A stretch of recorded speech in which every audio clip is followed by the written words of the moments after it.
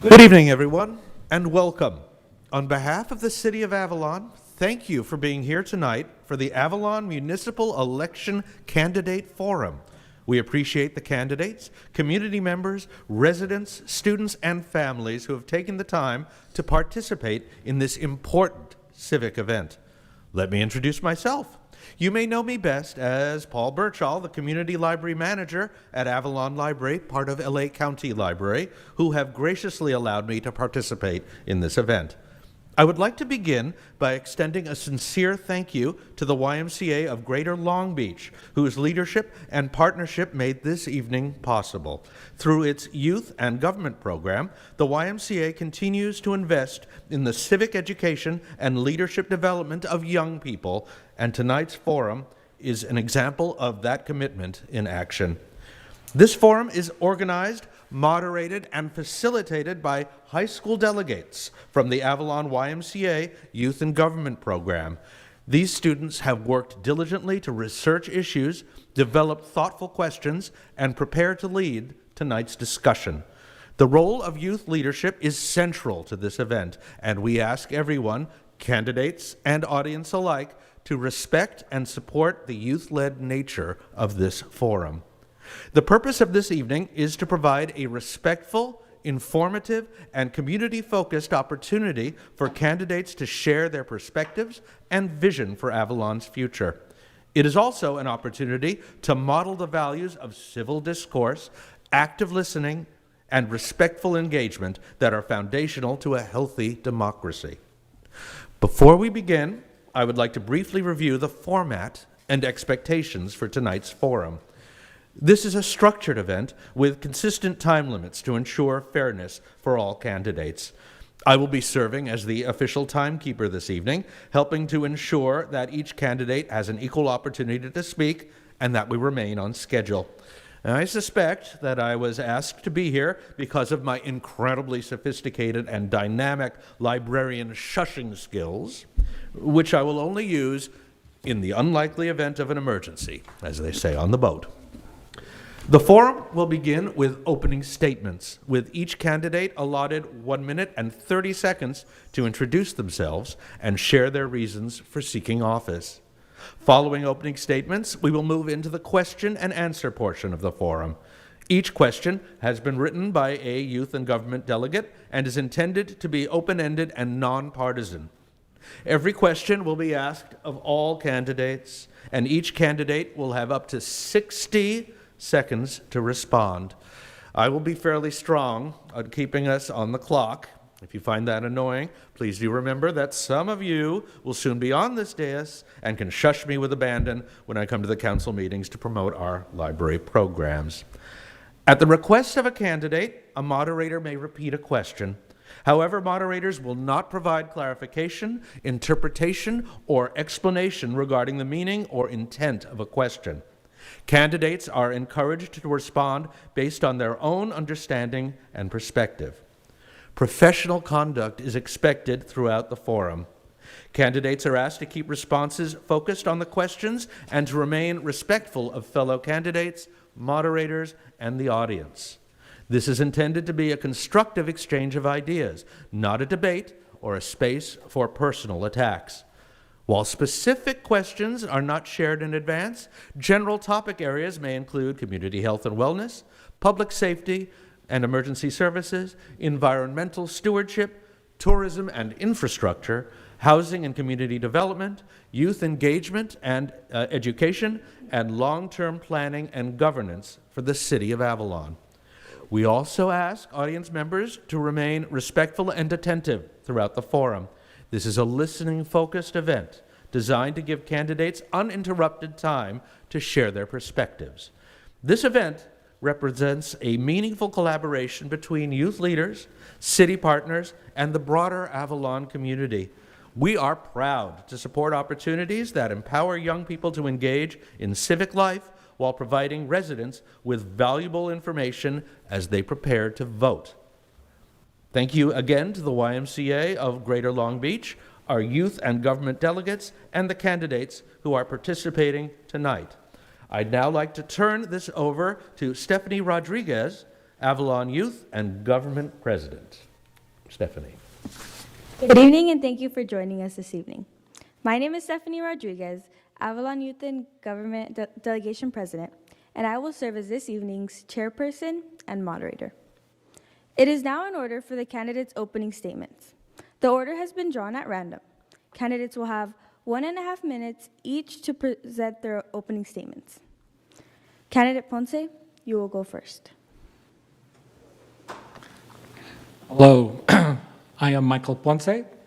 I have been a resident of Avalon for 30 years, moving to Catalina Island after being offered a job at the Inn on Mount Ada.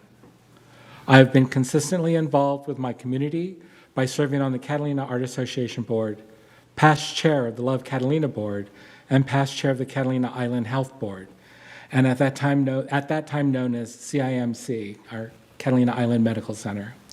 And currently I am the president of the Avalon Rotary Club. I have also served on the Planning Commission and have served 2 previous terms as a council member and mayor pro tem in 2006 to 2014. And I am currently serving on the city council. I feel that I have a temperament to hearing all sides to any issue and working to find answers that will benefit residents and visitors alike. And I ask that you consider me when making your choice for the Avalon City Council. Thank you. Thank you. Candidate Lopez, you will go next. Hi, I'm Donna Lopez. I'm running for city council because I feel the city of Avalon quality of life is declining, and that the city's current direction is misguided. We need to fix quite a few things in this town, and I think if you vote for me, I will get it done. Thanks. Thank you.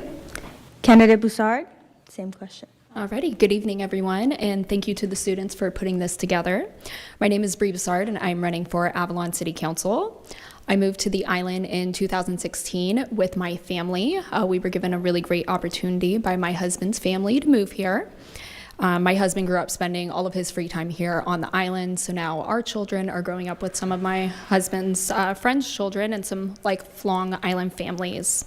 Many of you probably know me from some of my small tourist-based businesses that my husband and I run together.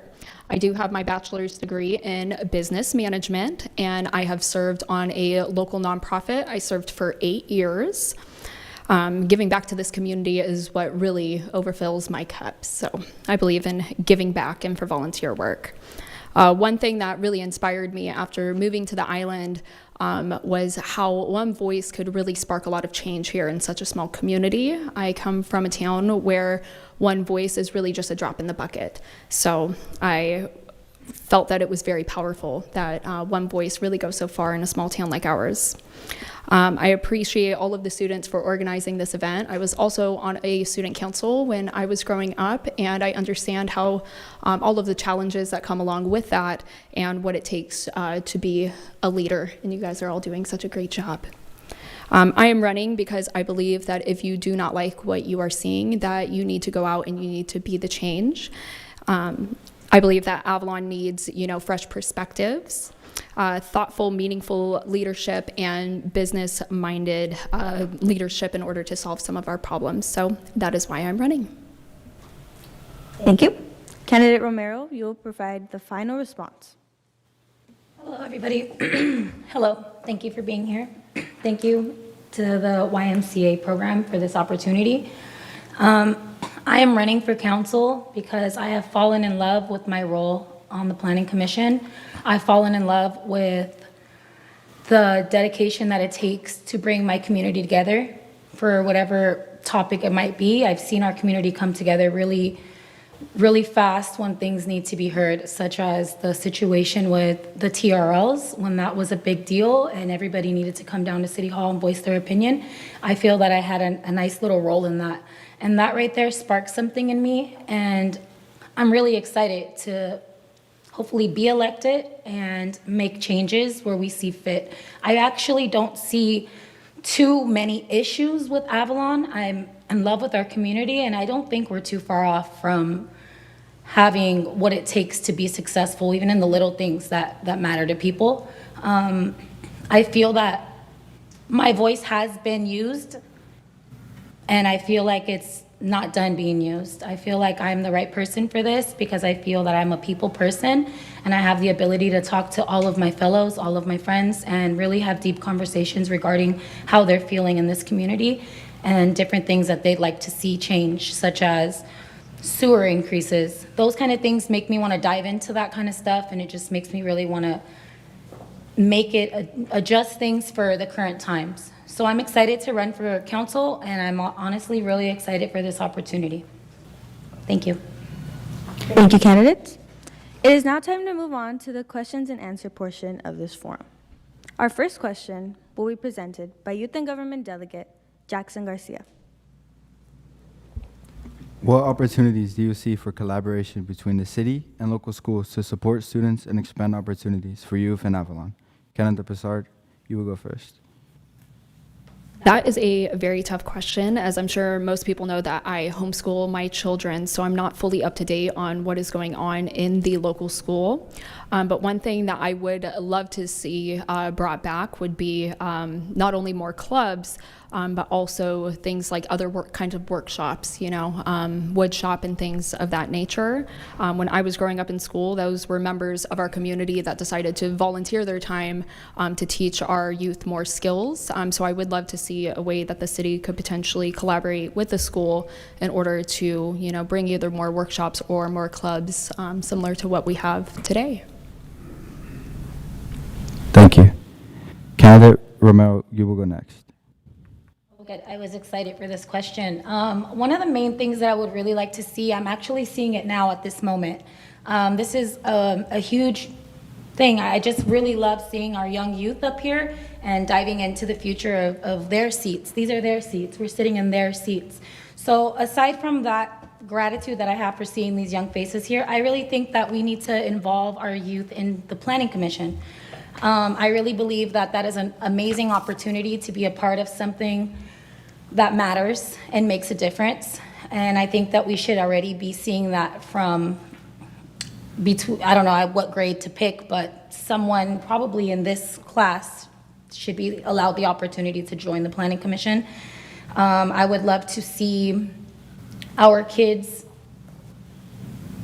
getting the opportunity to thrive. I really think that we should bring a trade school here to Avalon for the opportunity to teach these kids what it takes to have this city flowing and going, especially because the people who are doing a lot of things are mechanics, different people like that, they're aging out, and I don't see any opportunity for our young ones to pick up those skills and continue it. That's all. Thank you very much, Ms. Romero. Thank you. Thank you. Candidate Ponce, same question. Oh, sorry. I think we need to have an open dialogue with the school and also with the school district. I think the district does not pay enough attention to Avalon schools, and I think the city can help in rectifying that.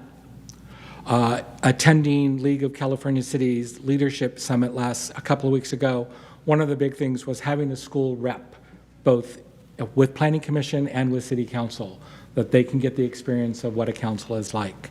I just think we need to get kids more involved in the everyday life of Avalon, not just the schoolwork. So I'd be very supportive of getting that happening. Thank you. Candidate Lopez, you will provide the final response. I just found out tonight that civics isn't taught in schools anymore. Everybody my age in 8th and 9th grade, civics is very important. So I think between the school, the YMCA, and the city, kids need to learn about the government. So this program is fantastic. Thank you. I yield my time to the chairperson. Thank you. Our second question will come from Youth and Government Delegate Catherine Gonzalez. As tourism increases, how would you work to protect Avalon's natural environment while continuing to support the local economy and visitor experience? Candidate Ponce, you will go first. Tourism on the island is what allows us to live here. We have to do whatever we can to protect the natural environment. It's a fine line. If we don't have visitors to the island, then we're not making a living and we're not living here. we can't put a finite number or a number as to how many people can come to the island in a day, but we just need to keep an eye on it.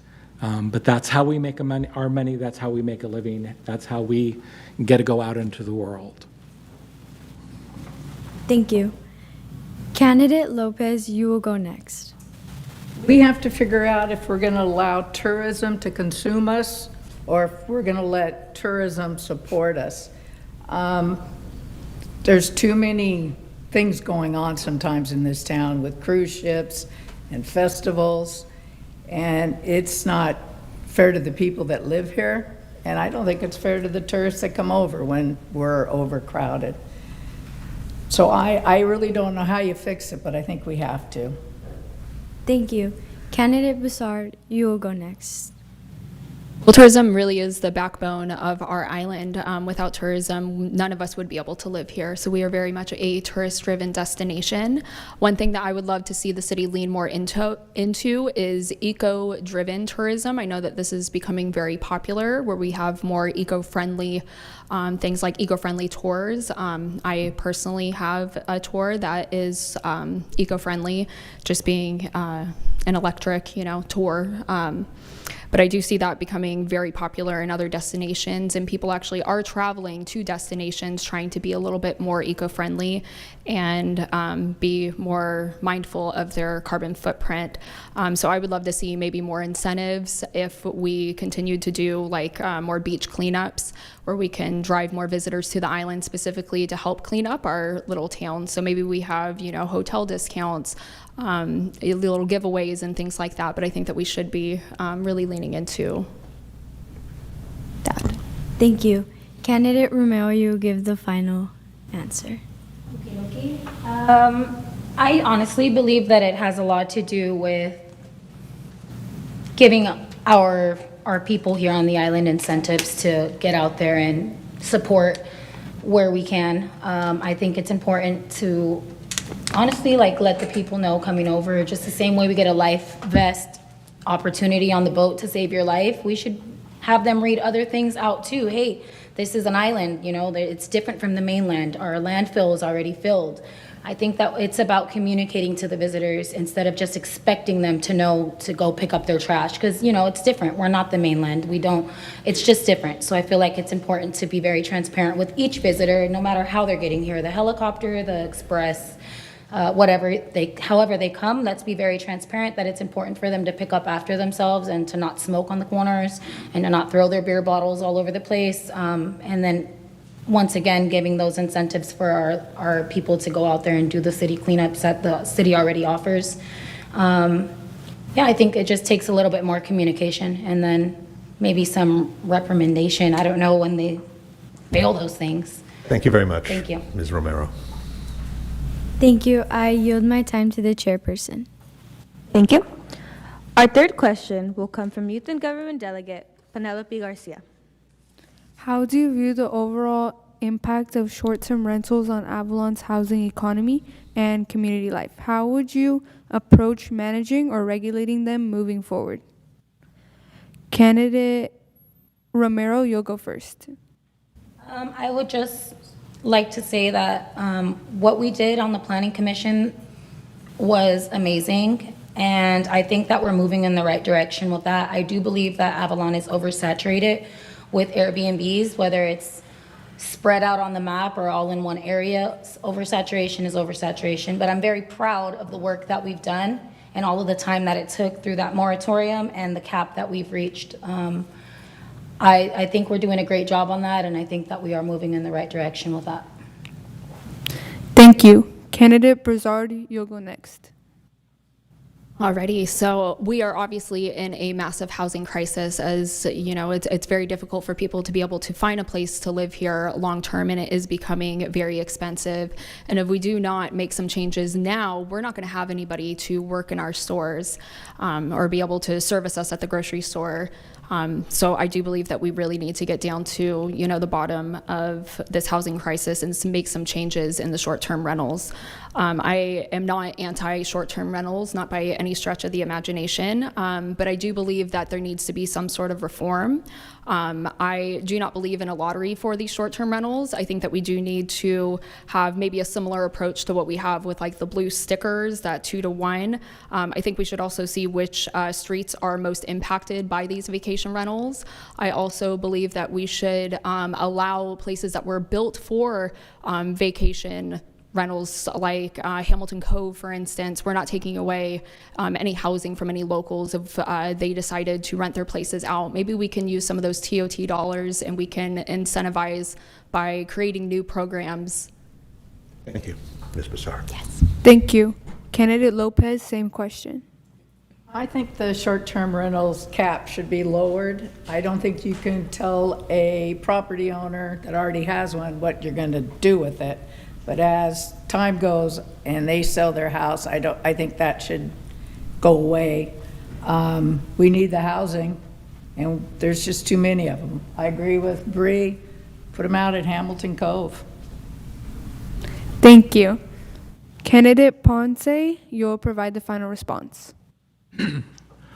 Planning Commission and the City Council have worked diligently to get us where we're at now with a cap and a lottery for new applications. I've lived here for 30 years. This has always been a tough thing to crack, and I think we finally cracked it with 410 short-term rentals available.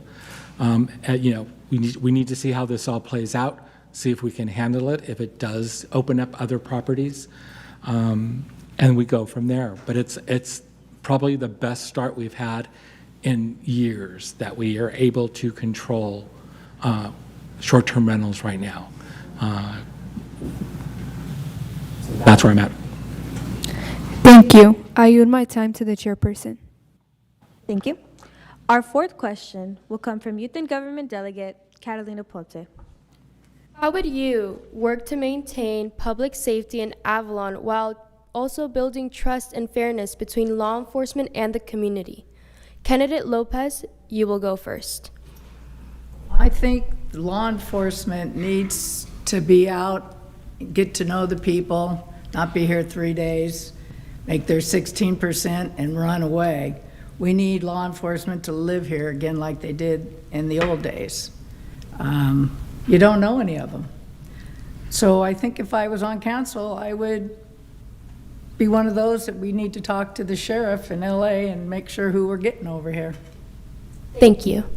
Candidate Ponce, you will go next. I believe that the sheriff's department that works here needs to decide who they work for, if they work for the county and will follow those rules, or if they work for the city of Avalon and follow our ordinances and the requirements that we ask of them. I also believe that we should get the sheriff involved and would love to have him come to the island and not have one of the coffees with the sheriff's department, but a meeting, a town hall with the sheriff himself, so that the citizens of Avalon could explain their needs and their concerns. I don't feel that they are patrolling this town like they should, and it's just a real, to me, it's just real neglectful. And it shouldn't be the place to come before you retire. It should be the place to come that you want to be part of this community. So. Thank you. Candidate Romero, same question.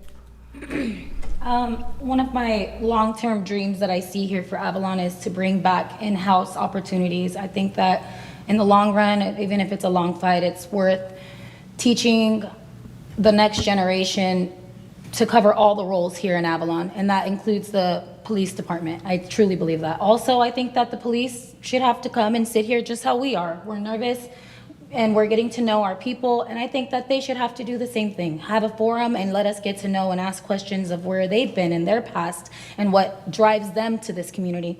So that would just be it. And I think we pay them a lot of tax dollars, and they should be in a forum like this hearing our concerns. Thank you. Candidate Bussard, you will provide the final response. I also believe that our sheriffs, that there is such a disconnect and that we don't really know our sheriffs in the ways that we used to. One thing that I really advocated for with our captain of our sheriff's department right now was for more community policing.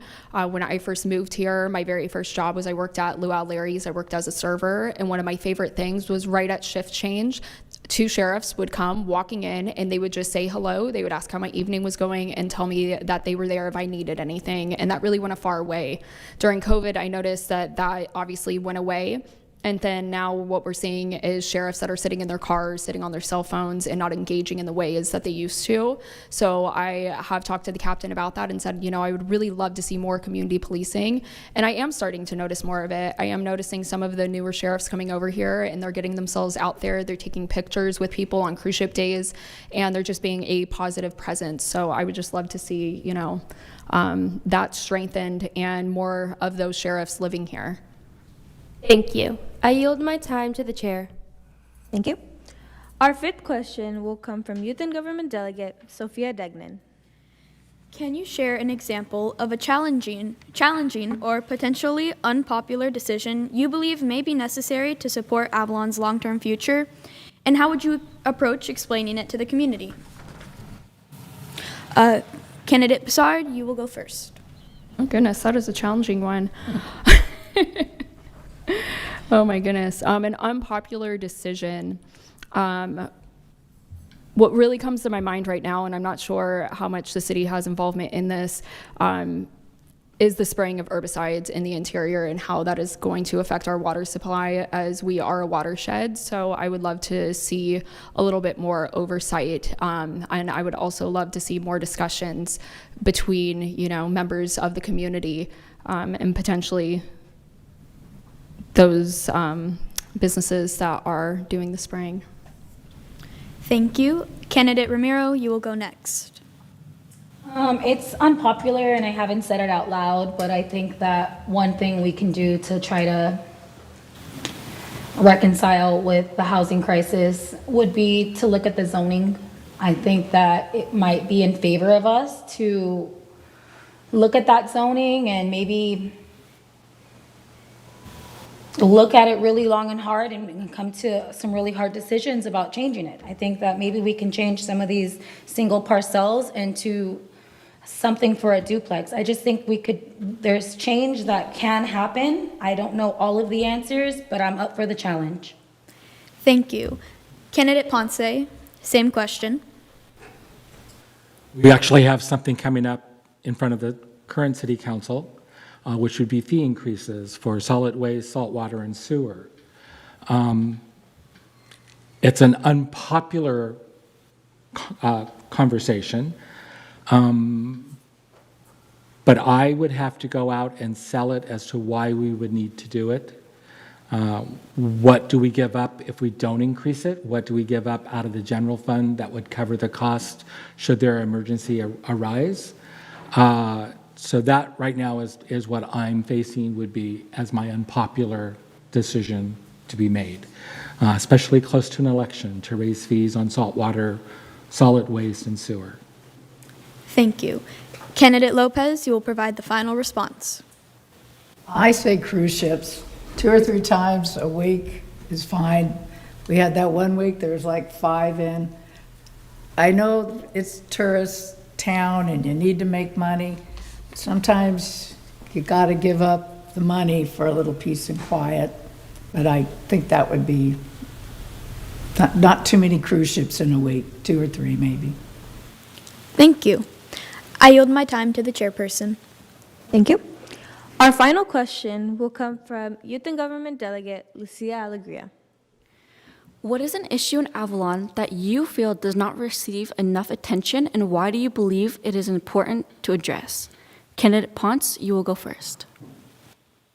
I know this is going to sound just small, but art in public places. This is the only city that I've ever lived in where we don't promote the arts, either on murals on walls, statues, even theater, music. We don't do enough to promote that. And I think it's vital to the mental health of a community that you have the arts, especially in public places. It's just, to me, it's just one of those things that we really never talk about.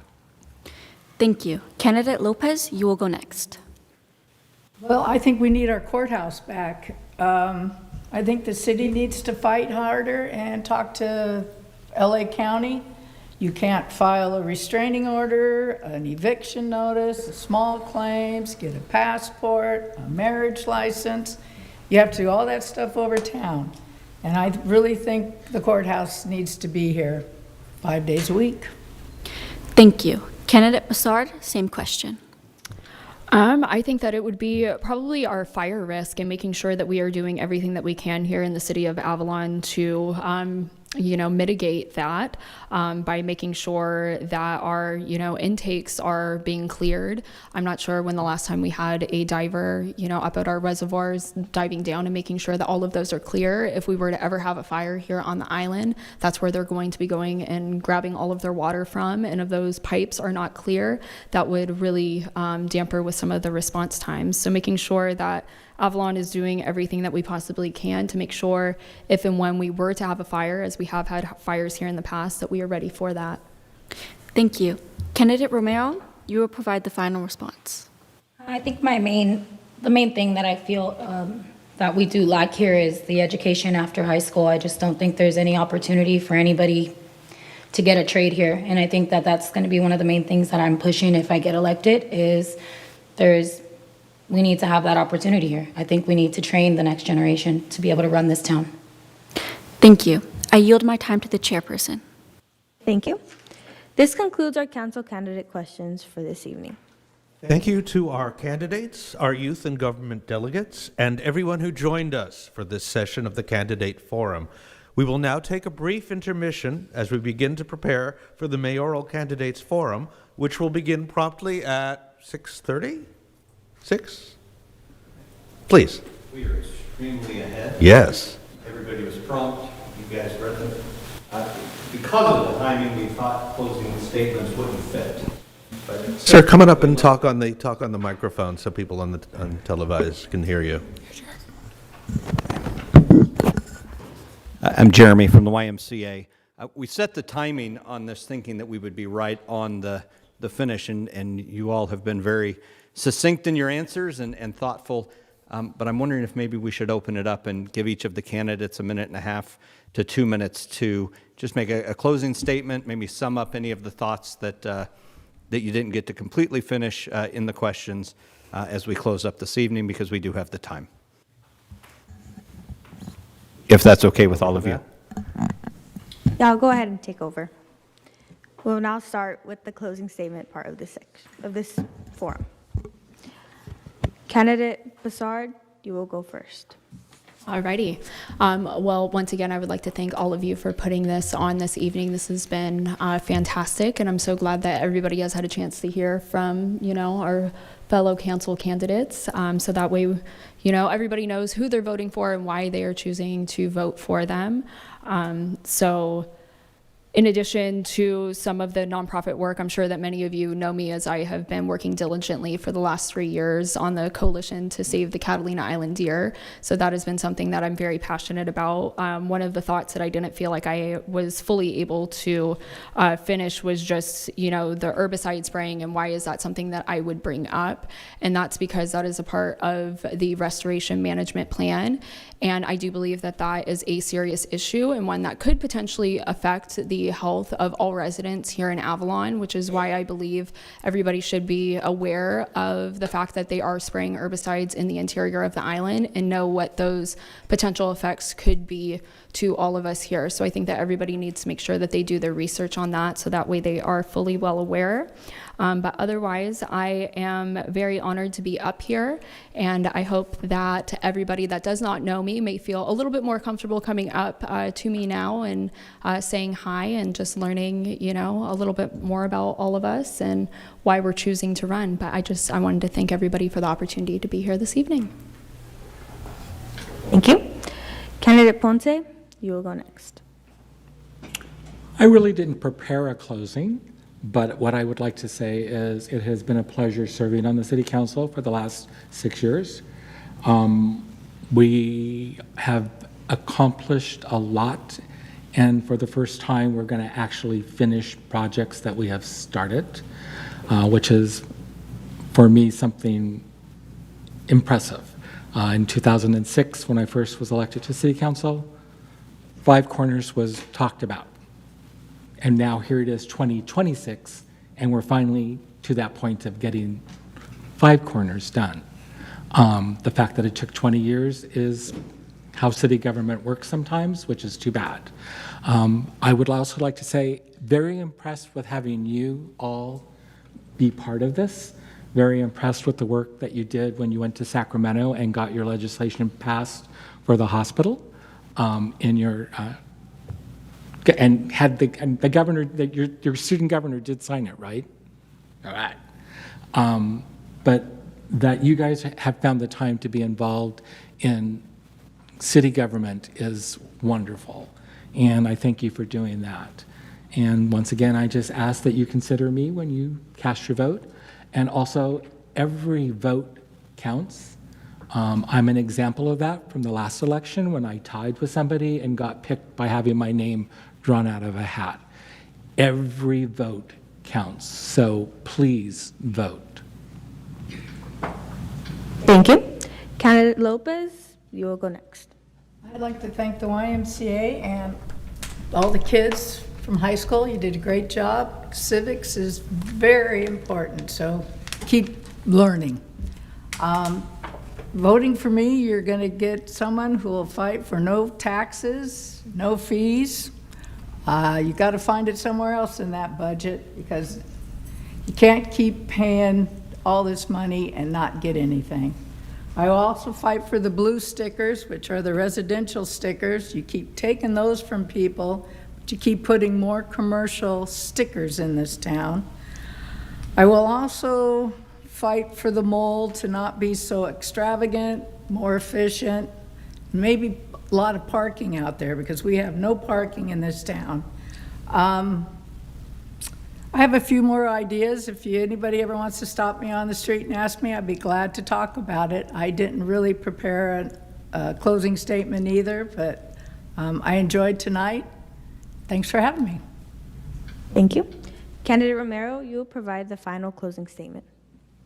Thank you for the time. I'd just like to say, run with me and get results. In all honesty, it was very unpopular for me to be the only planning commissioner to say no when all of the rest of my peers were saying yes. I believe that that makes me a level-headed person. I don't think that I get to get stuck in anybody's category or in anybody's agenda. I'm not up here for that. I'm really up here with an open heart. I have my heart on my sleeve and I'm in it for the long run. I'm here to listen to the everyday people. In all honesty, I'm here to do research. I'm here to stand up for what I believe is right. And I'm here to not mix in and make friends and just la-di-da and go with the flow of what it's feeling like up here. As hard as it is, I am very strong in what I feel, and I feel that we need to have different variety of people up here. I think that my community has not made a mistake by electing me to be on the Planning Commission. And I'm ready to see some improvements. I'm ready to share my sunshine with everybody who I come across.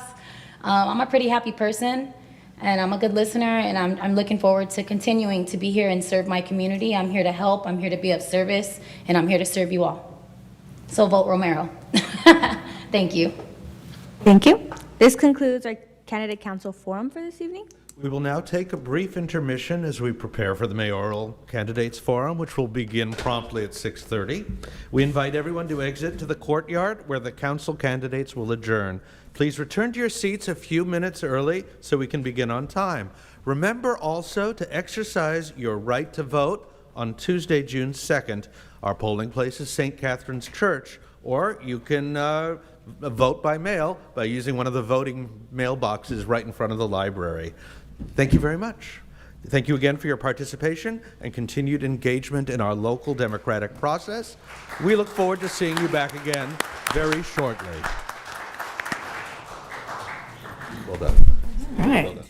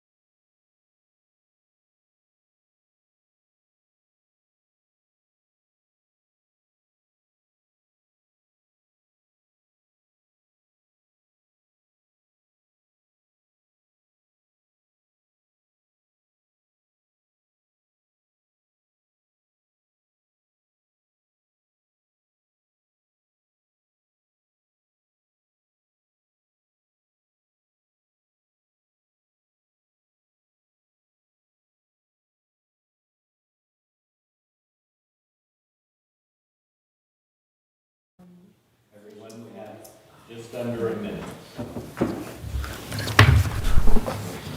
Baker to give me the signal. Just waiting on Mr. Baker to give me the signal. Edit for Okay. Good evening, everyone, and welcome. On behalf of the City of Avalon, thank you for being here tonight for the Avalon Municipal Election Candidate Forum. We appreciate the candidates, community members, residents, students, and families who have taken the time to participate in this important civic event. Let me introduce myself. You may know me best as Paul Birchall, the Community Library Manager at Avalon Library, part of LA County Library. They have graciously allowed me to participate in this event. I would like to begin by extending a sincere thank you to the YMCA of Greater Long Beach, whose leadership and partnership have made this evening possible. Through its youth and government program, the YMCA continues to invest in the civic education and leadership development of young people, and tonight's forum is a powerful example of that commitment in action. This forum is organized, moderated, and facilitated by high school delegates from the Avalon YMCA Youth and Government Program. These students have worked diligently to research issues, develop thoughtful questions, and prepare to lead tonight's discussion. The role of youth leadership is central to this event, and we ask everyone, candidates and audience alike, to respect and support the youth-led nature of this forum. The purpose of this event is to provide a respectful, informative, and community-focused opportunity for candidates to share their perspectives and vision for Avalon's future. It is also an opportunity to model the values of civil discourse, active listening, and respectful engagement that are foundational to a healthy democracy. Before we begin, I would like to very briefly review the format and expectations for tonight's forum. This is a structured event with consistent time limits to ensure fairness for all candidates. I will be serving as the official timekeeper this evening, helping to ensure that each candidate has an equal opportunity to speak and that we remain on schedule. I suspect that I was asked to be here because of my incredibly sophisticated and dynamic librarian shushing skills, which I will only use in the unlikely event of an emergency, as they say on the boat. The forum will begin with opening statements, with each candidate allotted 1 minute and 30 seconds to introduce themselves and share their reasons for seeking office. Following the opening statements, we will move into the question and answer portion of this program. Each question has been written by a youth and government delegate and is intended to be open-ended and nonpartisan. Every question will be asked of all candidates, and each candidate will have up to 60 seconds to respond. I will be fairly strong in keeping us on the clock. If you find that annoying, please do remember some of you will soon be on this dais and can shush me with abandon when I come to council meetings to promote the library's programs. At the request of a candidate, a moderator may repeat a question. However, moderators will not provide clarification, interpretation, or explanation regarding the meaning or intent of a question. Candidates are encouraged to respond based on their own understanding and perspective. Professional conduct is expected throughout the forum. Candidates are asked to keep responses focused on the question and to remain respectful towards fellow candidates, moderators, and the audience. This is intended to be a constructive exchange of ideas, not a debate or a place for personal attacks.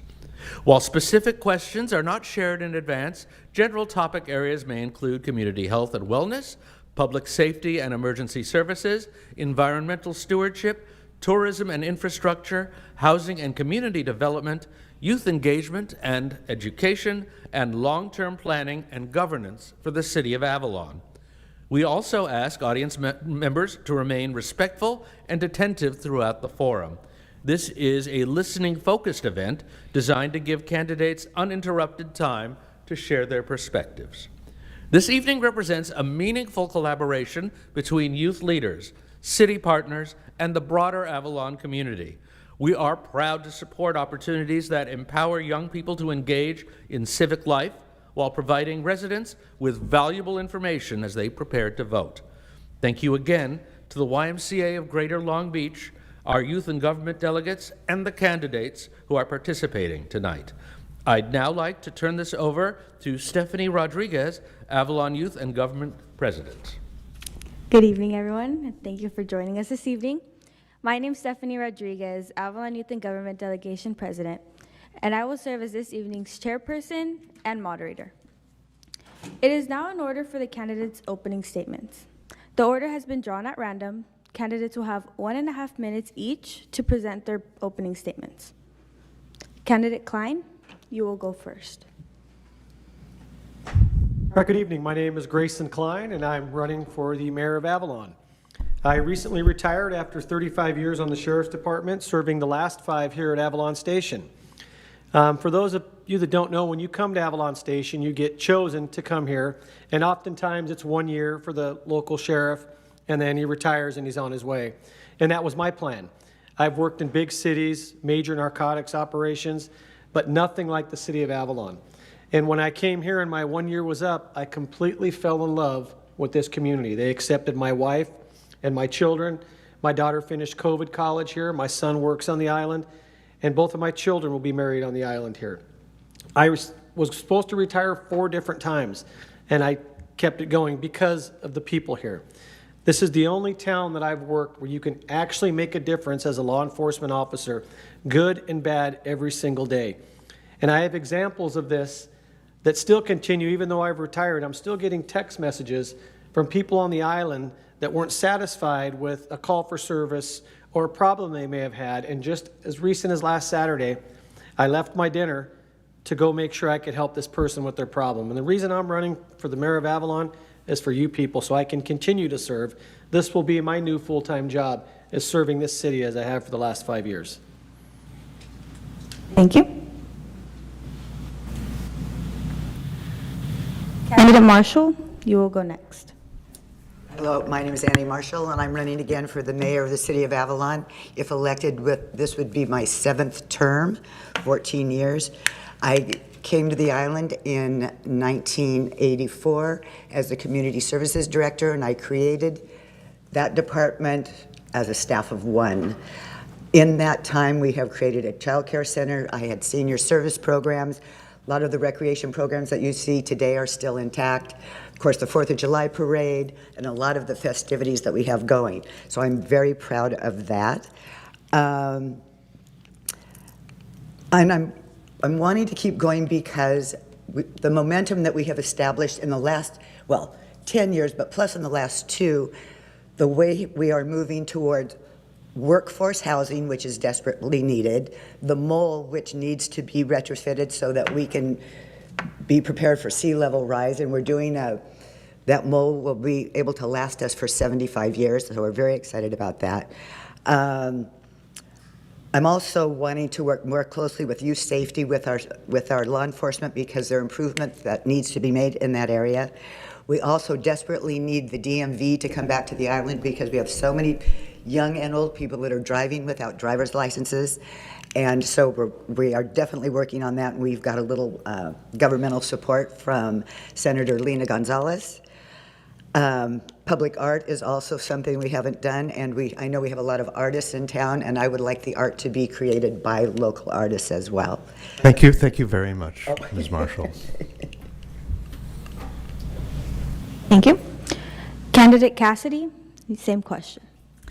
My name is Cindy Cassidy, and I am proud to have served as your mayor pro tem with 8 years service on city council, 6 years as a planning commissioner, and 2 years on the harbor committee. I'm running for mayor to serve Avalon and ensure that local families, workers, and small businesses can continue to live and thrive in our environment. My focus is on fixing infrastructure, expanding housing opportunities, maintaining affordability, and making city decisions that puts the needs of the locals first. Throughout my time in office, I have done my best to tirelessly and compassionately address the issues that have come before us. As a local business owner, participant, and supporter of local nonprofit organizations, I understand how city decisions affect jobs, families, and our daily life. I have experience handling difficult issues, and I'm not afraid to make difficult decisions when they are needed to protect and support our residents. Caring deeply about every part of our diverse community, I am committed to setting clear goals, creating fair policy, and following through on the promises I make, such as providing work and housing opportunities. I hope to earn your vote and confidence to allow me to help bring solutions to our community's needs. Thank you. Thank you. Candidate Phelps, you will provide the final response. Want to start off by thanking all the students here. The fact that you guys are here and engaged and paying attention kind of speaks to the kind of leaders that we're raising in our community, and that's one of the big reasons why I'm running. Is I grew up in this community. I love this community. I have seen the change that a small amount of people can initiate, and it's empowered me to speak out and speak up for things that I believe the community wants and is fair for the community. So a big part of my campaign is just trying to give back and invest into the youth of our community, because they are the future. And I understand the city's going to have a lot of challenges, but having somebody that's excited, prepared, ready, determined to face these challenges is something I want to bring to the table. I really appreciate the opportunity for you guys having us up here, and I'm really excited to try to get in there and, do the best I can. Thank you. Thank you, candidates. It is now time to move on to the question and answer portion of this forum. Our first question will be presented by Youth and Government Delegate Sophia Degnan. Alcohol and substance use can present unique challenges in small, close-knit communities. How would you approach preventing and reducing substance and alcohol misuse in Avalon? And what roles do you see the city playing in supporting our community's health? Good. Candidate Phelps, you will go first. Awesome.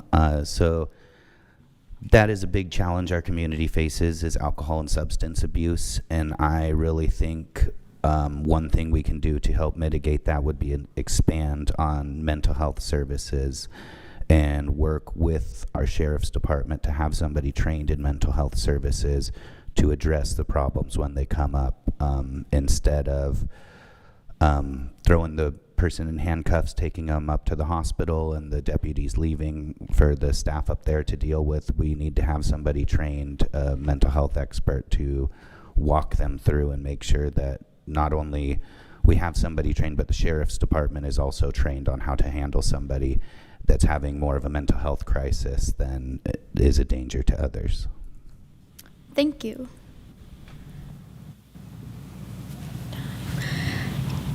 Candidate Cassidy, you will go next. I need more than a minute. This is a discussion that requires community-wide initiative and shouldn't be lost that it really does take a village.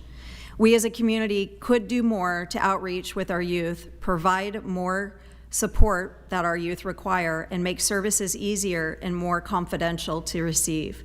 After-school education programs, community center, and programming, aquatic center are all great options that would provide for our youth. Expanding our relationship with Long Beach Community College to provide after-hours education programs. City leadership and myself, if elected, should lead and expand more community-based education, working more closely with the Catalina Island Health to provide more mental health and human services, along with whatever the city could do to go after grant funding where available to provide more services and communication for our youth. Thank you.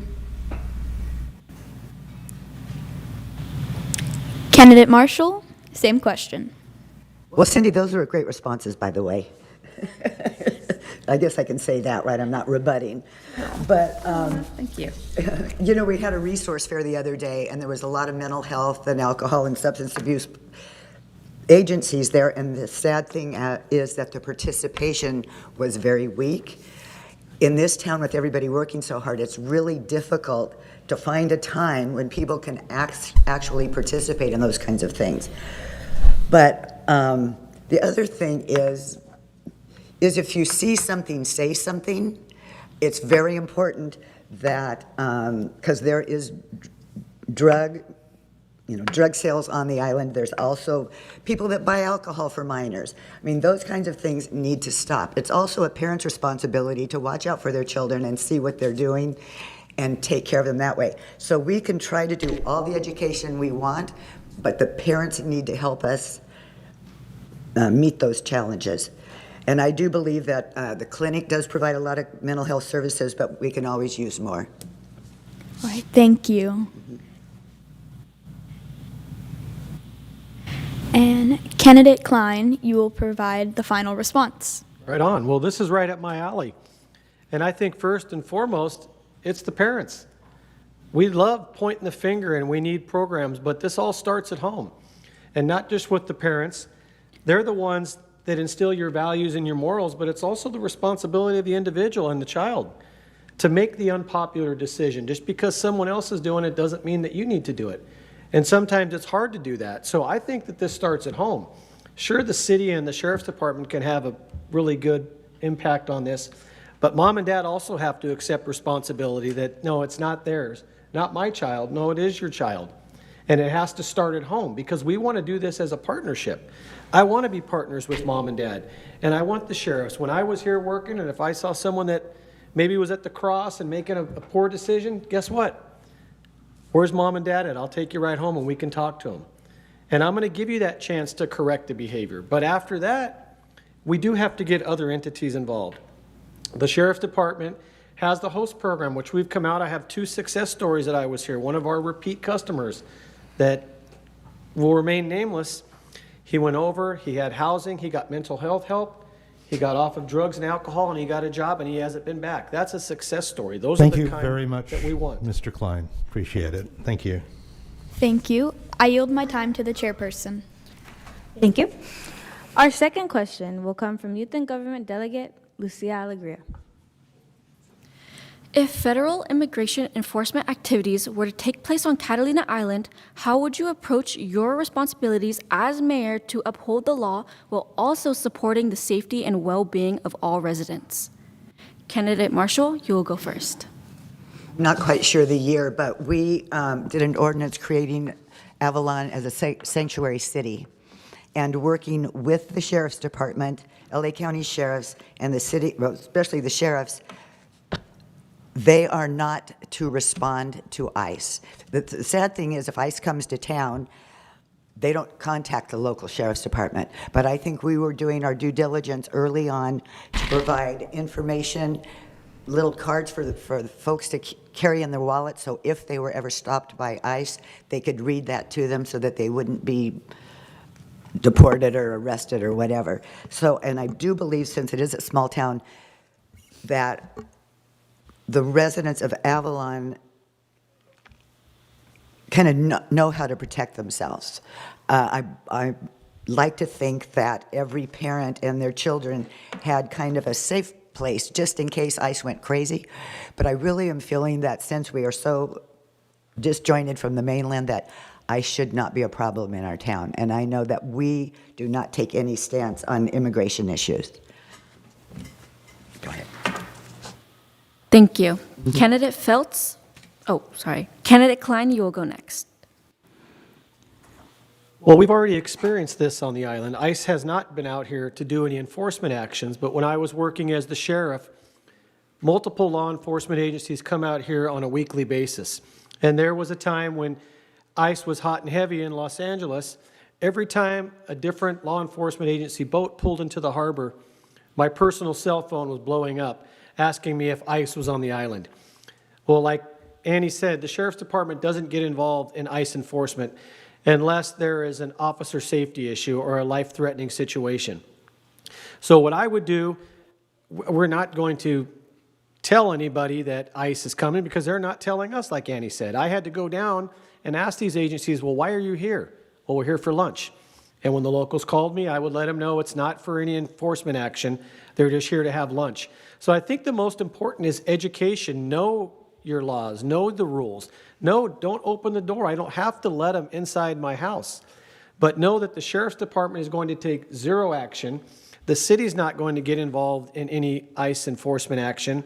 And the one thing that was a problem was we were putting it on Facebook, bringing attention to ourselves, and I had a meeting with the city manager and another council member to stop blasting Avalon, talking about ICE coming to the island. We don't need that attention. Thank you very much, Mr. Klein. Thank you.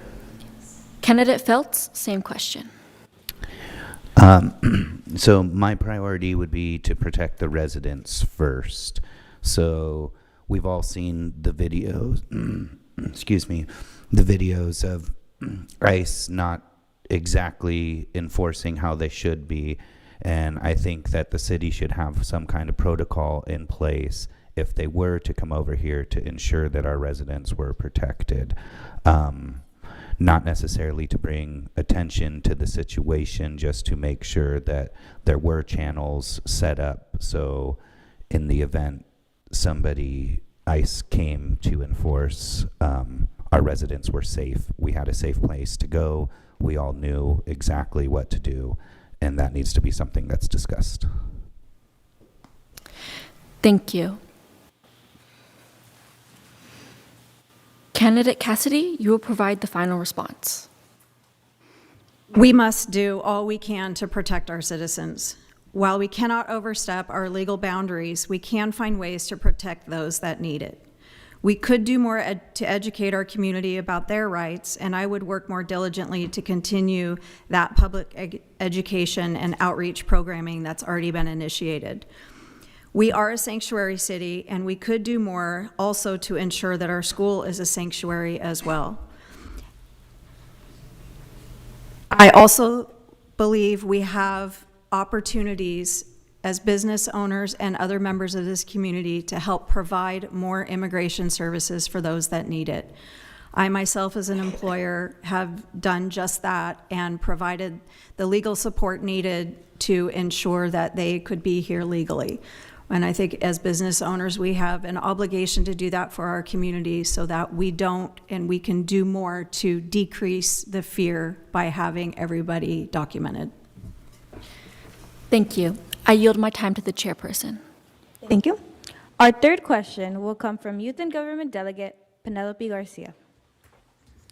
How do you view the overall impact of short-term rentals on Avalon's housing economy and community life? And how would you approach managing or regulating them moving forward? Candidate Cassidy, you will go first. Well, the Planning Commission and the City Council worked diligently over many, many years and put a cap on short-term rentals. I want to applaud them in the efforts that they have put in to get to this point. But there is more we need to do. There's more discussions that need to happen, and we need to find resources for those that are providing long-term housing to sustain that. Housing is a hot campaign topic that has been in every election. It's time to actually make moves for the missing middle. We need to focus our efforts on providing true workforce housing. Many of our community members work multiple jobs in order to make ends meet and don't qualify for low-income housing. I'd like to work together with our community to find the funding and opportunities for our missing middle. Putting a cap on short-term rentals doesn't solve the issue. We have to provide alternate housing as well as opportunities for even short-term rentals for seasonal housing. Here's a glass of water. Thank you. Candidate Feltz, you will go next. Okay. So one thing that I see is the city relies very heavily off of the TOT, the transient occupancy tax. So I believe the city, it would be beneficial for them to look into other revenue streams so they didn't have to rely so heavily off the TOT as a source of income.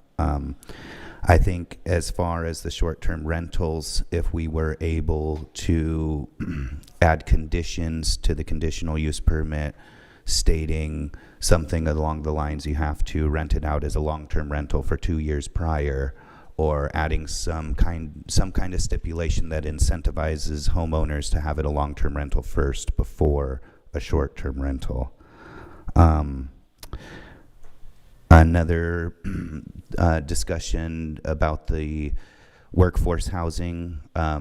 That's something that I do believe we need to get on, but we also need to try to provide year-round housing, adequate housing for our residents and workers. Thank you. Candidate Klein, your same question, sorry. Yes, ma'am. Well, the Planning Commission and the city did a wonderful job, and we capped it at 410. And in talking to people, it appears that half of those were in Hamilton Cove, which is out of our price range anyways for short-term rentals. Just the HOA out there, how can anybody afford to live in Hamilton Cove? So what I've thought about, this is a long-term problem that we haven't figured out. And either we need a new set of eyes on it, or we need to actually come up and do something. I know the city is in discussions trying to build a 26-unit workforce housing behind us with no funding. So that's not going to happen yet.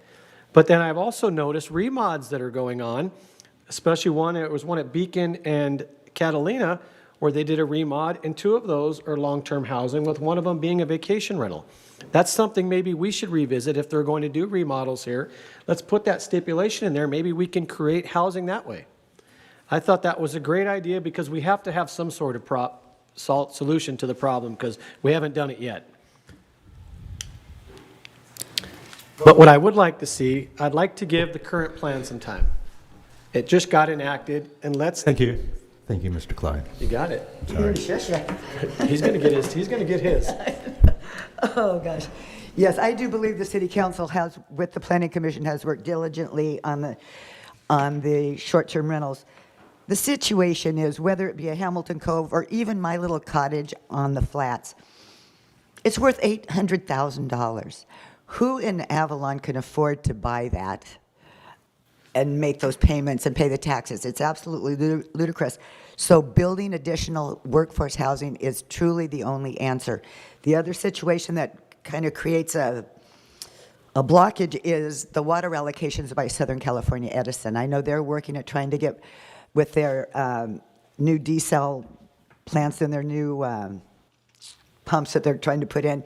That will create a little more water, but Edison has not given any water allocations for the last couple of years, and that is necessary. I know we have been, the one unit you're talking about is also an accessory dwelling unit. Those are much easier to build. They don't have all of the planning commission regulations that other houses have. So building more housing is definitely the answer. Thank you. I yield my time to the chairperson. Thank you. Our 4th question will come from Youth and Government Delegate Catalina Ponce. Thank you, Chairman. How would you ensure that young people have meaningful opportunities to share their perspective and be included in decisions that affect their lives and future in Avalon? Candidate Klein, you will go first. Yes, ma'am. Well, you are our future. And if we look at it as a city, we've done a disservice. We haven't heard your voice. I've been here for 5 years, and I don't know one time where I had a group or a meeting with the young kids as opposed to just talking to them about bicycle safety. In the other towns, over town, in bigger cities, the Sheriff's Department has an Explorer program. Well, we've talked about that for 5 years, and it hasn't come to fruition. And why not? Why haven't we looked at internships at the hospital or at the fire department? Or here, get you guys involved. You're the future firefighters and the police officers here, or the future nurses. This is something that we need to organize as a city with these businesses. Or a trade, a business, an HVAC. Go right along with the HVAC company. There's a lot of money to be made in this town, and if we're not hearing your voice or giving you the opportunity, then we have failed you. And I think that's something that we should look at, partnering with the YMCA and other organizations here in our city. Thank you. Candidate Marshall, you will go next. Okay. The city and the school really needs to work more closely. We haven't had a viable career fair in a long time. And just like Klein says, all of our tradespeople are aging out. We're an old population, and I don't know who's going to be doing the HVAC and the plumbing and the electrical work, and all of those folks, those voices of the people that have those careers are more than willing to share with the students, and so that needs to happen. And I also believe that the school and the teachers should be inviting the council people to come, whether it be a government class or whatever kind of class that you have that you would want to hear us speak on. And the door needs to swing both ways. And now that you young people, I'm more nervous sitting up here than you all are, and you are doing a great job. And so now I'd like you to think that you can call any of the council members, any of the city staff, if you want to find out really what happens in Avalon and with city government. The doors are open. So this is just a fantastic start. So thank you very much. Thank you. Candidate Cassidy, same question. Well, this right here, our youth getting involved and the youth in government program, this is massive. This is really an amazing opportunity for us to integrate together, to learn and to teach each other. Encouragement, we need to encourage our youth to be more participative in government activities, which is where a lot of decisions are made. Within our recreation program, we have summer internships, which is a great opportunity for members of our youth to integrate with city staff and learn, ask questions, and be part of the decision making just by hosting in those positions. We, as older members of the community, need to listen more. We need to invite our youth to join more. Integrating our youth in more events and government activities, even in different groups or factions in our community, we need to bring the youth more into the organizations and give them a seat at the table. A lot of the perspectives that I've been working through on this campaign, I get to sit with my daughter who grew up in this community, and she's taught me so much about what needs to happen versus what I think needs to happen. Thank you very much, Ms. Cassidy. Thank you. Candidate Feltz, you will provide the final response. So, growing up as a youth in this community, I kind of got a firsthand experience of the challenges and hardships our youth face, and they don't get a lot of say in things. And so this youth in government delegation is so refreshing to see, but I think there's so much more the city could do to build on that. I think establishing some kind of youth advisory board to meet with city council quarterly, host various events, get the youth excited. They don't necessarily feel excited unless they feel like they're making a meaningful impact. So I'm tonight hoping that you guys realize that your guys' voice means a lot and you guys are able to make a meaningful impact in our community. Yeah. Thank you. I yield my time to the chairperson. Thank you. Our fifth question will come from Youth and Government Delegate Catherine Gonzalez. Can you share an example of a challenging or potentially unpopular decision you believe may be necessary to support Avalon's long-term future, and how would you approach explaining it to the community? Candidate Feltz, you will go first. Okay, an unpopular decision. I would have to say workforce housing. Well, I understand it's a necessity to get workforce housing. Workforce housing is meant to be temporary. So the people in our community deserve to have full-time residences and not just temporary dwellings. Workforce housing is great, but after 3-6 months of somebody living in workforce housing without having a stove, living in a shared circumstance sometimes, I just think we really need to do better as a community. And instead of focusing our time and energy and finances on temporary workforce housing, we should be more focusing on long-term solutions like providing decent accommodations for the families that work and live here. Thank you. Candidate Cassidy, you will go next. A difficult, unpopular decision-making topic is transportation. We need to host a committee. We need to put together a committee and host conversations and really discuss transportation. Whether it's the number of vehicles, the size of the vehicles, the sticker requirements, the parking, more subsidy grant opportunities. We do need to make difficult decisions, and I will commit to bringing this discussion forward should I become our next mayor. It's a conversation that's needed to have happened over many years past and hasn't, and I really look forward to bringing in the community to help make those decisions. Thank you. Candidate Marshall, same question. Taxes, death and taxes, right? Southern California, Edison, their rates are going up. The city of Avalon's rates are going up. And if you notice, every once in a while we'll have a major leak, whether it be a saltwater leak or a freshwater leak. That's because our infrastructure is old. The only way to fix that is to increase taxes in some way.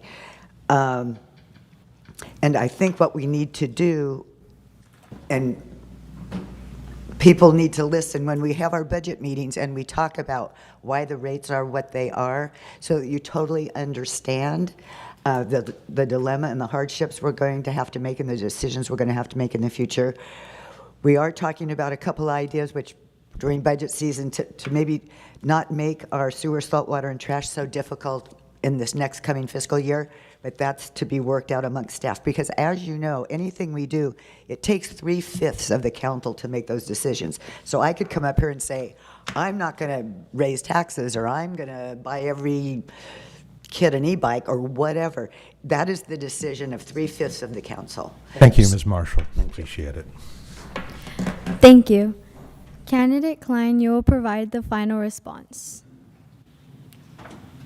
Tourism and infrastructure. And I think that we hear both sides. We want visitors, which we need visitors to survive, but we don't like all the visitors because our infrastructure can't handle it. Go downtown to the crosswalk. If you're coming from Cat Beverage or you're making a delivery on the Catalina Transfer, it's out of control down there with people walking through our streets. They don't get the education when they get off these ships. I've advocated for having a sheriff's deputy or code enforcement or an ambassador down there when they get off the ships and tell them they're in LA County and this is what we will tolerate and this is what we won't. From smoking on Front Street to smoking weed to throwing their cigarette butts on our street to drinking in public, there's only so much enforcement you can do. We need more people there. I would love to have ambassadors, somebody with a friendly face, give a youngster a summer job with a bright shirt, and I work for Avalon, and here's what we can and can't do in our town. We don't have enough signage down there. These people think they're in LA County, which they are, and they can smoke weed over there because it's so big, we can't enforce it. But here, you get overwhelmed when you're downtown when we have too many visitors, and we need to stop that. Thank you. I yield my time to the chairperson. Thank you. Our final question will come from Youth and Government Delegate Jackson Garcia. In your view, what important issue has received less focus during this election, and what steps would you take to address it if elected? Candidate Marshall, you will go first. Oh, wow. Transportation is definitely an issue, and student safety is definitely an issue.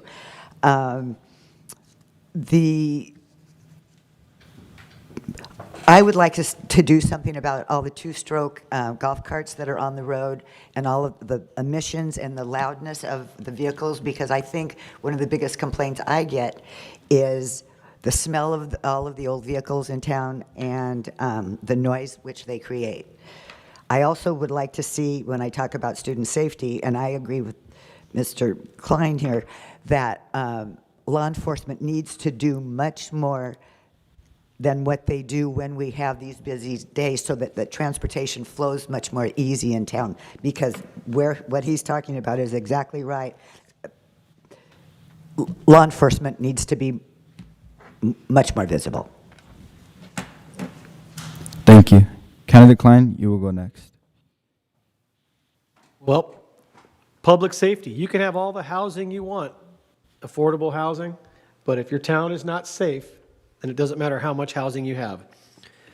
I want to see our city go back to what we do over town, community-oriented policing. Not coffee with a cop where the mayor and 2 other people show up, but where we knock on doors like we did in the unincorporated county areas of Olinda, and we gave out flyers and spoke to every resident and said, what concerns you? What are the problems and what can we do better? Especially in this small town, we can make that difference, but we have to get back to community-oriented policing. Somebody says, who do we work for? We work for the sheriff and we work for the city. We can enforce ordinances, we can enforce penal code and vehicle code, but we work for the residents we serve. That's who we are. I'd also like to see us know our law enforcement officers. I don't want to brag, but when Rocky and I were here, you knew Rocky and Grayson were working because we walked the beat and we talked to everybody. We've got a full cadre of law enforcement officers now, all new, but we're at the highest population of officers we've had since I've been here. They need to get to know our people, and our people need to get to know them.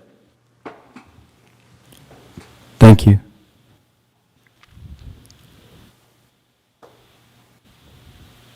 Candidate Feltz, same question.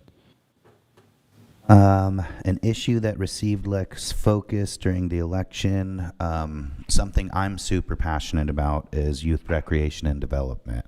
So that's something I've been advocating for this whole campaign. I don't know.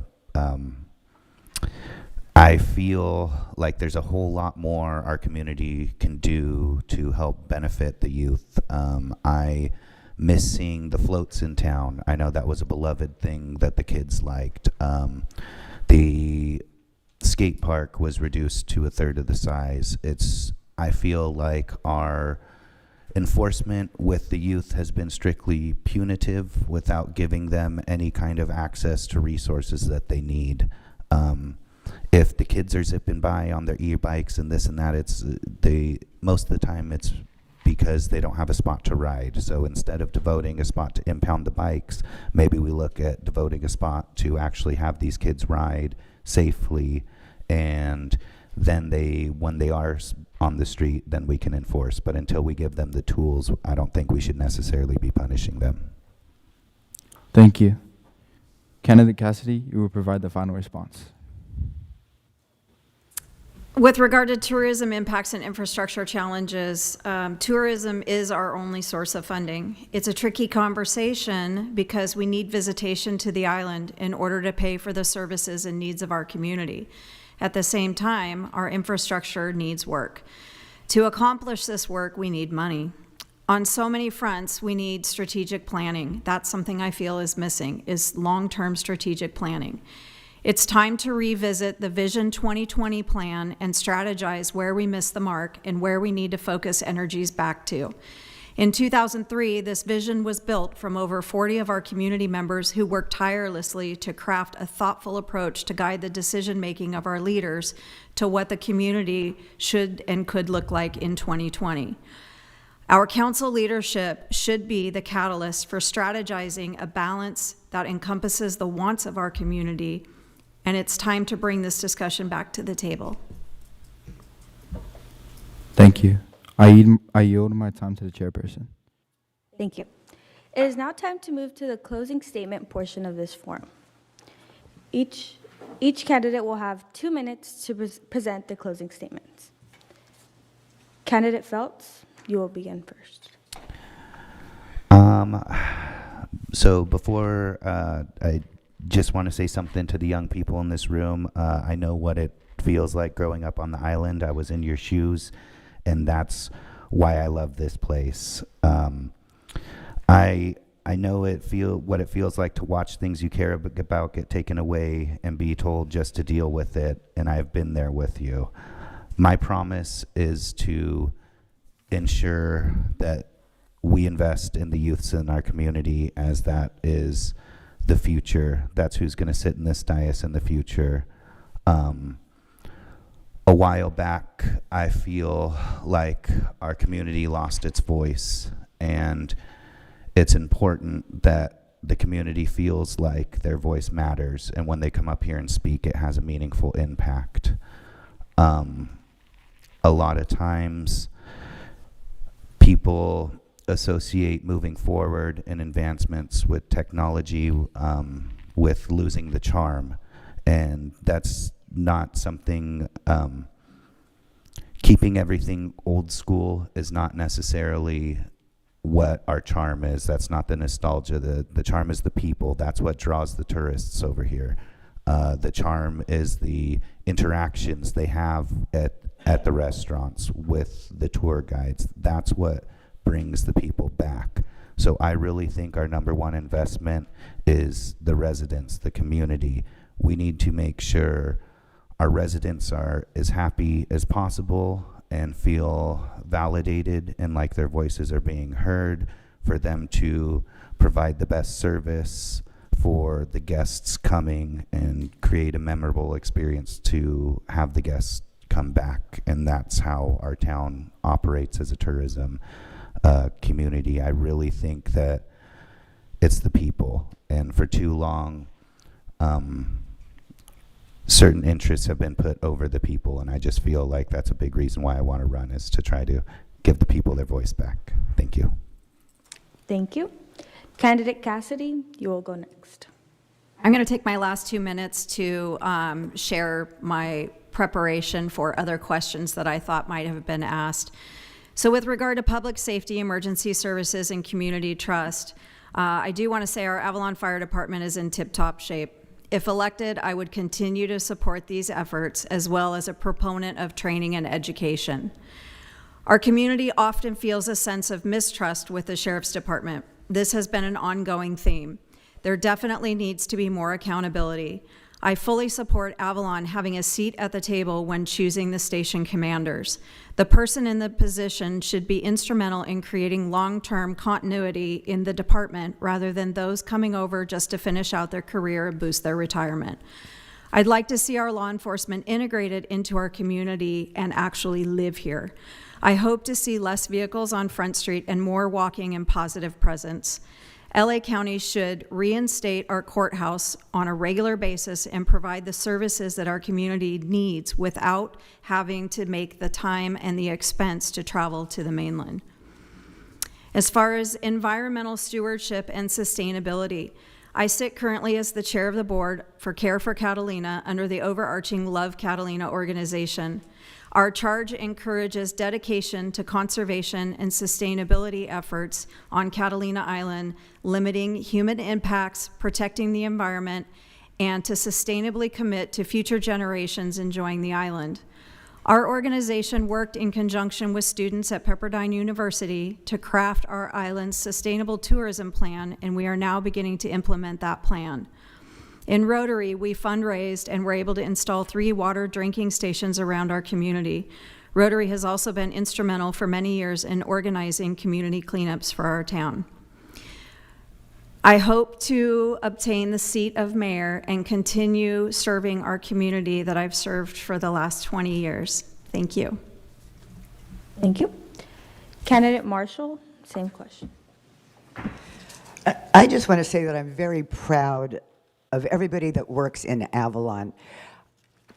Every day when I meet people that come off the boat, because I'm downtown an awful lot and picking people up in my golf cart and whatever, they always say what a customer-friendly community we have here. So I salute everybody that works in the city of Avalon.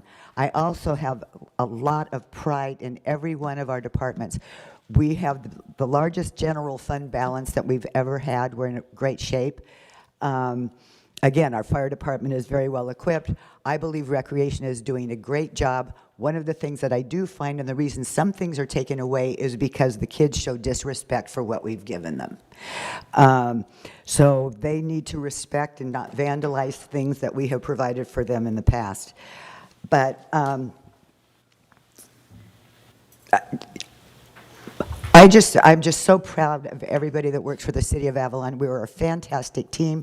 I hope to continue to work with them in the future. And I would like to say, those of you who know me, and I think most of you do, you can find that I'm very accessible. I'm not on Facebook and community discussion pages, but people, if there's something that's valuable, somebody will call me and say, hey, Annie, you need to respond to that. And then I say, give them my phone number, which is 310-339 2935. Thank you, and I look forward for your vote. Thank you. Candidate Klein, you will provide the final response. Well, my response is, I'm not from the good old boys club, and I'm not afraid to say no. I'm not afraid to give the unpopular answer, or we're going to do it because we've always done it that way. Sometimes a city and a project needs a new set of eyes on it. Just because we've always done something a certain way doesn't mean that it's right, but how can we become better? I've looked at some things. I've never worked in a city where you have a city fire department, a county fire department, and paramedics. A goal for me, I've reached out to my partners in the Sheriff's Department since I've retired at ESD, and all of our Air 5 deputies are paramedics.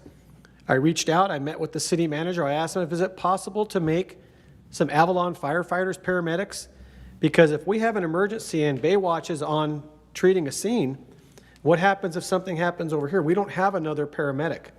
That is something that the city manager was open to, and it's something that the guys at the Sheriff's Department said it's a 6-month process and they will train our firefighters to be paramedics, and why not? The court, we need the court back. It's not fair. I saw this on a weekly basis where I'd have to send domestic violence or restraining order people over to Long Beach, $100 round trip to go get a restraining order. Why can't we do that here? Why can't we bring juvenile court back here? And if you want to correct some behavior, let's do the court right here and give them some community service. The Sheriff's Department doesn't want to do it for the liability. The city doesn't want to let them work here for the liability. So what I did is I went to the court and I set them up with Father Dario, and we were doing community service at the Catholic Church. This is a team effort. If we want to correct behavior, then we all have to be a part of it. And sometimes you got to accept a little bit of liability. We do have the largest general fund we've had, 12 months worth of general fund. What are we spending the money on? We're going to have to spend some money if we want to put some temporary housing. If it just keeps creating a larger bank account, what are we doing with that money? That's why I want your vote for mayor, because I'm not afraid to make tough decisions and go against the grain if it's better for us. Thank you. This concludes our mayoral candidate forum for this evening. Thank you to our candidates, our youth and government delegates, and everyone who joined us for this session of the Candidate Forum. We're done. Remember to exercise your right to vote on Tuesday, June 2nd. The polling place is at St. Catherine's Church. You can also use the vote by mailbox that's outside the library. So thank you very much. Jeremy, did you want to say a few words?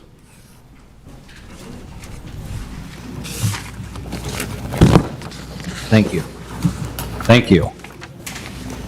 I'm Jeremy with the YMCA. Before we start, I want to introduce our youth and government delegates. On the end, we have Lucia Alegria.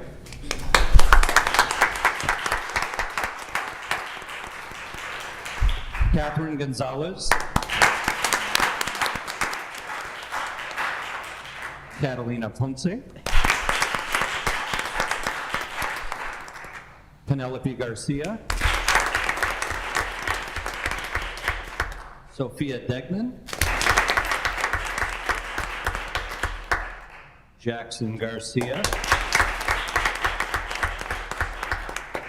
And our Youth and Government Delegation President, Stephanie Rodriguez.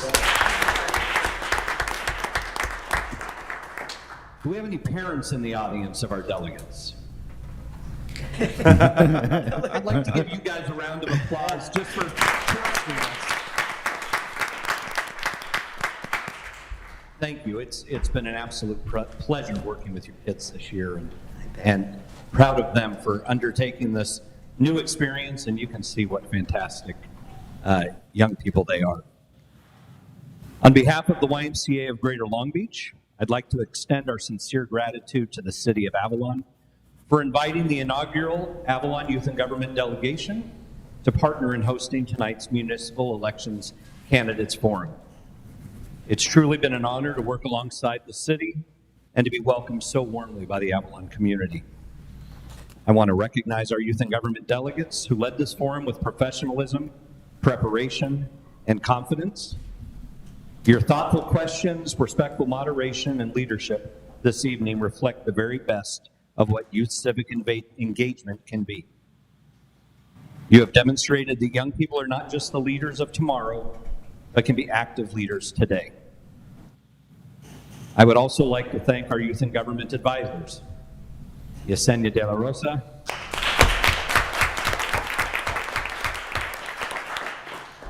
Eileen Torres Zeller, and Principal Emma Peguero. All three of which I've had the pleasure of working alongside this year and who support and guide these delegates. Your dedication to mentorship and civic education plays a critical role in creating opportunities like this and in shaping informed, engaged citizens. To the candidates, thank you for participating in this youth-led forum and for taking the time to engage respectfully with both the delegates and the community. Your willingness to share your perspectives and vision contributes meaningfully to an informed and healthy democratic process.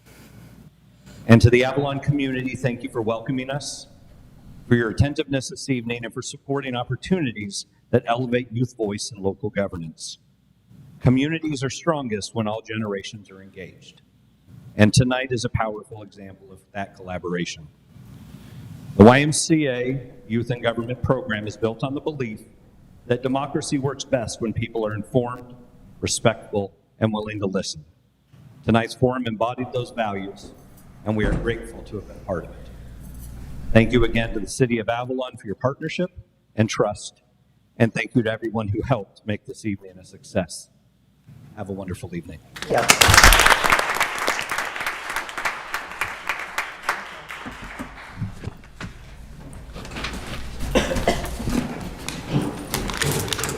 It's a pleasure getting to work with you.